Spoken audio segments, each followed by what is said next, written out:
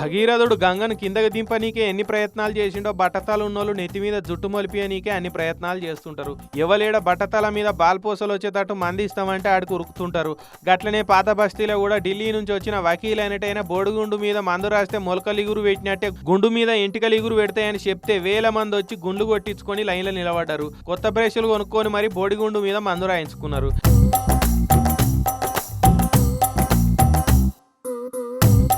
ఇట్లా నిత్యం పాత బస్తీ ఏరియాలో వేల మంది భూమి గుడుతుండే వరకు న్యూసెన్స్ లెక్క అయిందని పోలీసు వాళ్ళు ఎంటర్ అయ్యారు.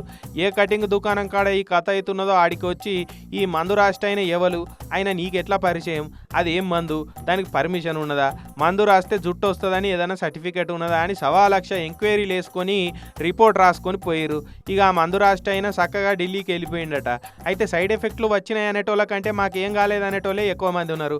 ఎడారిలో నీళ్లు దొరికినట్టు ఇక జుట్టు పెరగదనుకున్న మా గుండు మీద 4 ఎంటికలు మొలిపించిన దేవుడు ఆయన ఆ మందు గుండు మీద మంచిగా పనిచేస్తున్నదని కొందరు అంటుంటే మాకైతే ఏం తేడా తెలుస్తలేదని ఇంకొందరు అంటురట.